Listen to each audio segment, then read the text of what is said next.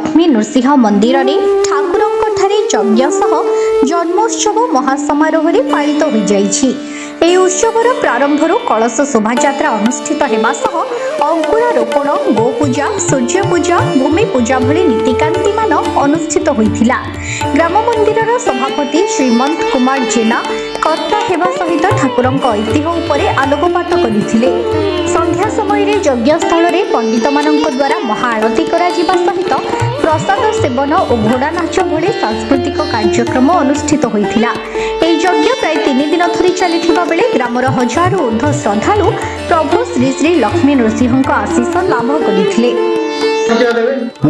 श्री धरणधर जेना आमर लक्ष्मी नृसिंह सांस्कृतिक परिषद संपादक आमर तो प्रभुंर प्रतिष्ठा है 65 वर्ष यज्ञ हूँ 25 वर्ष है चली प्रभुंर लीला खेला आम कौन कहूँ तो कहीपर जो पब्लिक अच्छा जो मैंने आसुँच से भी कहे आम गाँ लोक कहवाटा ठीक हेनी।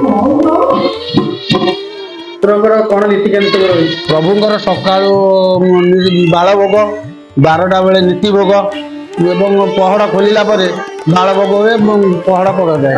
प्रभुंर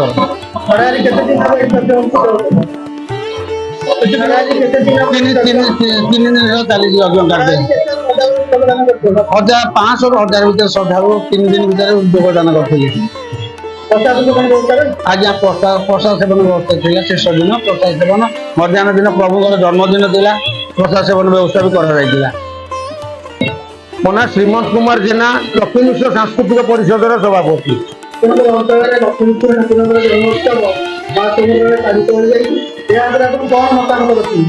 आमर प्रभु लक्ष्मी नृसिंह मंदिर आज 65 वर्ष है स्थापना कर यज्ञ आज की 25 वर्ष पूरी गला 25 वर्ष है आम यज्ञ कार्यक्रम चालू रही।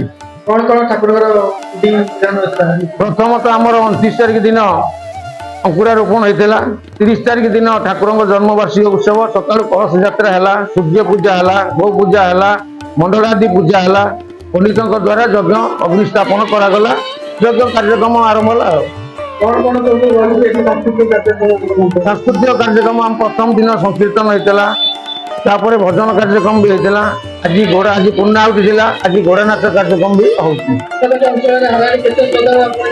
500 ରୁ 1000 पाखापाखि श्रद्धालु आसी ठाकुर पाखे समागम होते। कटक चौद्वार सुभाष राउत को रिपोर्ट, कलिंग 7 न्यूज।